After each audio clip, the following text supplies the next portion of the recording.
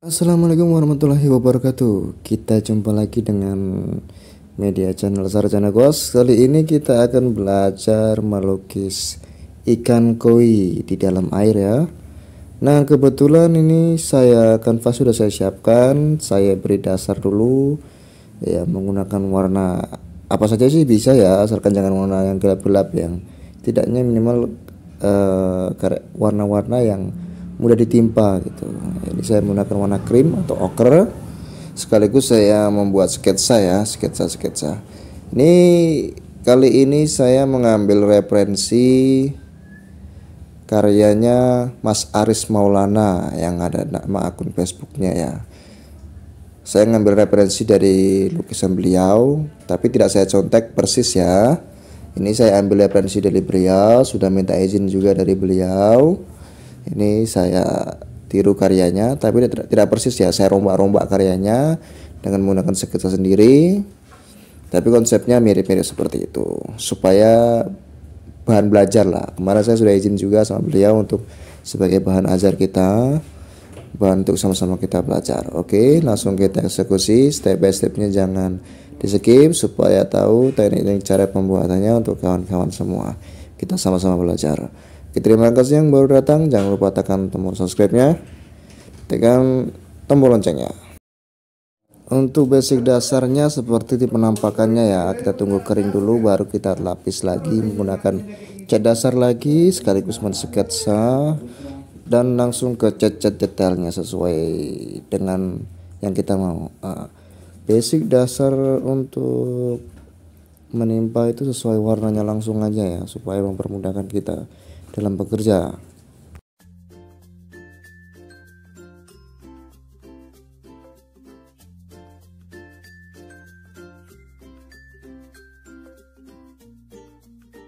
Sesuai arahannya, sesuai dengan warnanya, sketsa-sketsa sudah saya buat. Langsung pembentukan bentuk dasar detail ya, belum detailnya ya, masih bentuk dasar detail daripada sketsa-sketsa ini kita buat dulu untuk mempermudah pekerjaan sampai dengan finishing nanti. Oke, step by stepnya terus ikutin.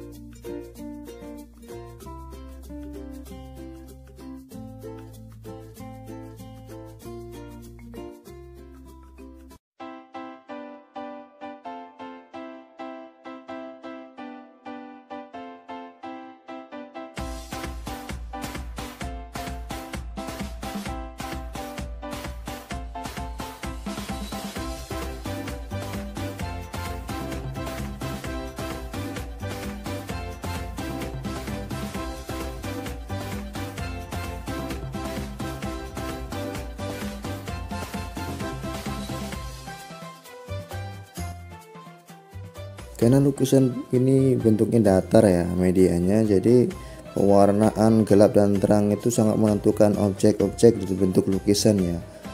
Apalagi kesannya itu di dalam air dan airnya itu bening ya, supaya bagaimana batu yang paling bawah dan batu yang paling atas itu nampak lebih jelas. Jadi permainan warna, komposisi warna, proporsi warna, dan pencampuran warna itu sangat berpengaruh, sehingga jadi nanti lebih kurang seperti ini ya. Ini tinggal kita masuk ke proses detailing daripada batu-batu yang kena cahaya dan mana batu-batu yang tidak kena cahaya, dan mana batu-batu yang bagian bawah air dan bagian atas atau mendekati ke permukaan air ya.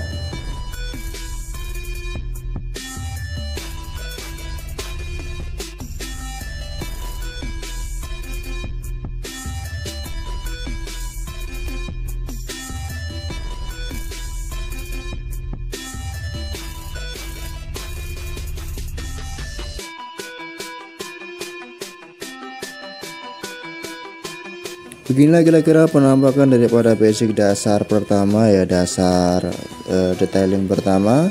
Lalu tahap selanjutnya yaitu pembuatan ikan, pembuatan airnya ya, baru pembuatan teratainya dan finishing terakhirnya ya. Ini finishing bebatuannya dulu yang ada di dalam air. Intinya finishingnya airnya dulu, dengan ikannya dulu. Step by step terus ikutin ya.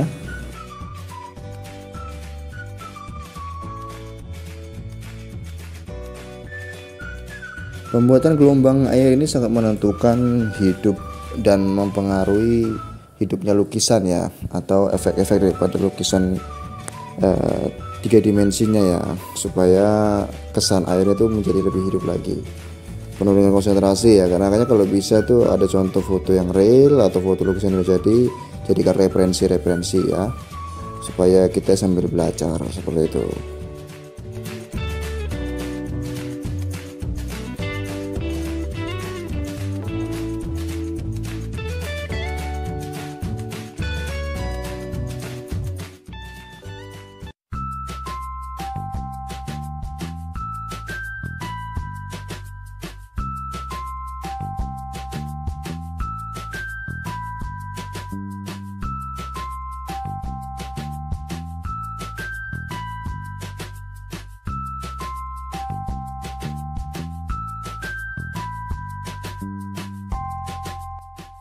Beginilah kira-kira hasil dari pembuatan gelombang yang ada di permukaan ya, gelombang air yang ada di kanan dan kiri. Sebenarnya kira-kira penampakannya yang akan kita buat tadi.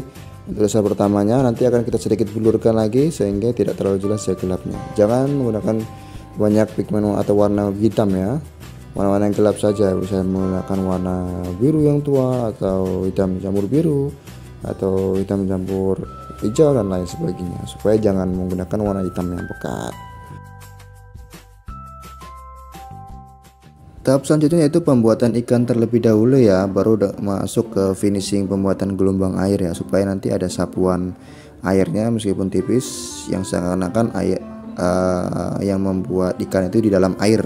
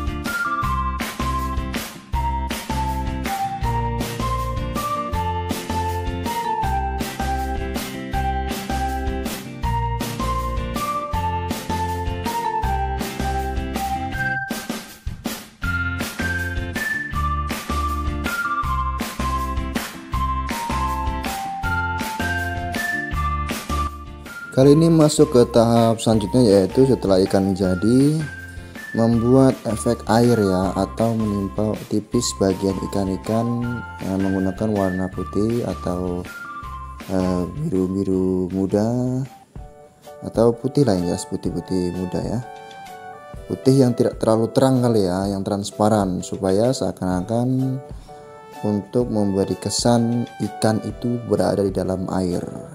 Jadi kesannya ikan gambar tidak begitu tajam ya, kecuali ikan-ikan bagian ikan yang nampak ataupun muncul ke permukaan air. Kalau yang dalam air ini disapu tipis menggunakan putih ya, supaya seakan-akan ikan itu berada di dalam air.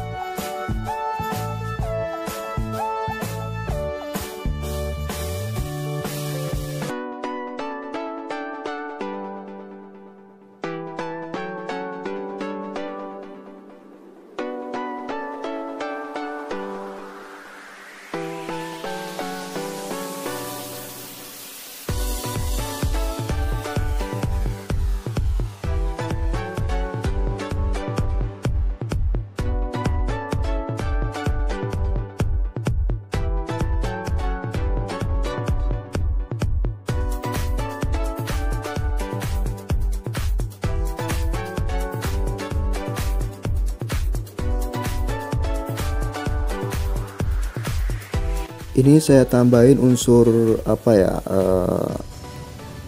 estetikanya, yaitu saya buat gelembung-gelembung dari air atau busa-busa yang ada di permukaan air.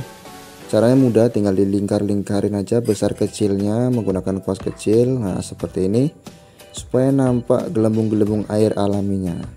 Nanti tinggal didetailkan aja di finishing akhir. Dan kita harus pandai memposisikan di mana tempat-tempatnya, misalnya tempat pinggiran air, tepi-tepi air, ataupun bagian-bagian yang lainnya. Seperti ini kira-kira penampakan sampai di saat ini. Untuk selanjutnya yaitu pembuatan bunga teratai.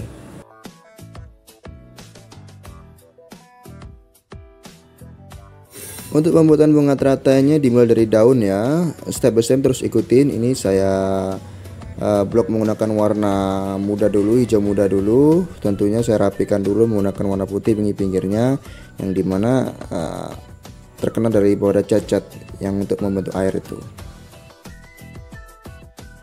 Intinya tahapannya itu di blok dulu ya, menggunakan warna hijau muda dulu, baru setelah itu kita kombinasikan menggunakan warna-warna ochre dan sebagainya, supaya kesan alami, kekuning-kuningan daun, kecoklat-coklatan daun, layu-layunya daun itu ada gitu.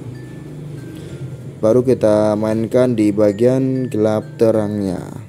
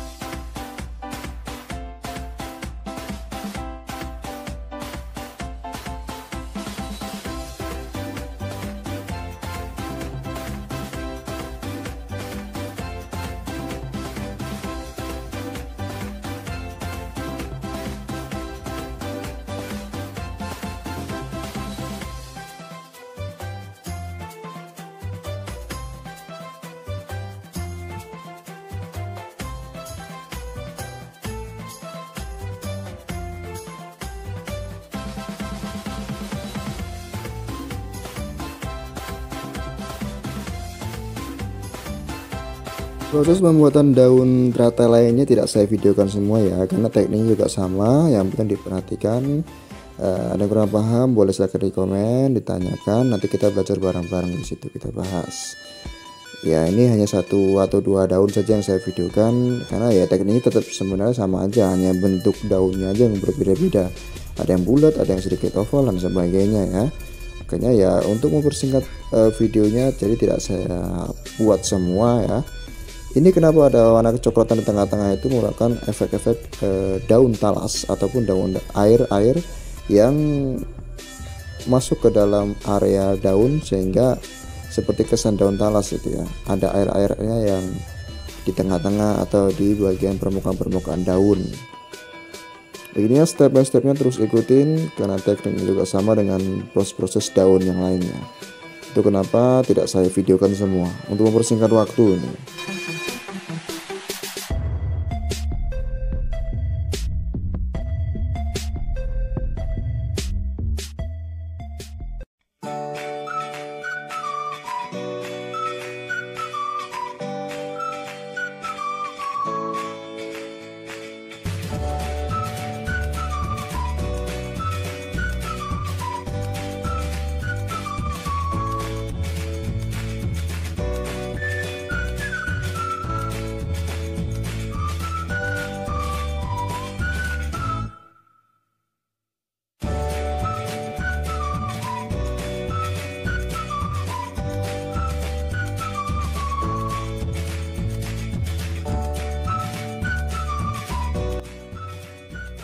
Proses pembuatan air menggunakan efek putih ya. Setelah di blok tadi tipis ya, blok tipis aja transparan ya airnya. Boleh warna kecoklatan muda atau menggunakan warna biru atau warna-warna hijau lainnya atau warna kesan air lainnya. Boleh silakan, yang penting nampak itu bahasanya itu air. Menggunakan efek cahaya yaitu menggunakan warna putih ya. Warna putih untuk membuat tekstur atau bentuk seakan olah itu bahasanya itu air gitu.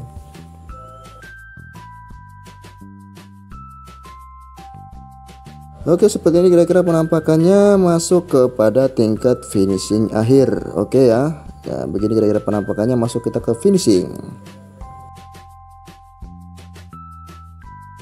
Finishing kali ini kita mulai dari bentuk bunga ya, bunga teratainya.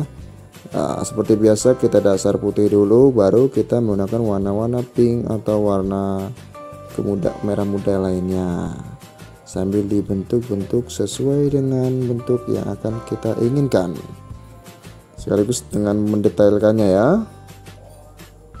Prosesnya sama kok, yang penting yang berbeda itu cuma hadapan sama bentuk-bentuk daripada bunga teratainya.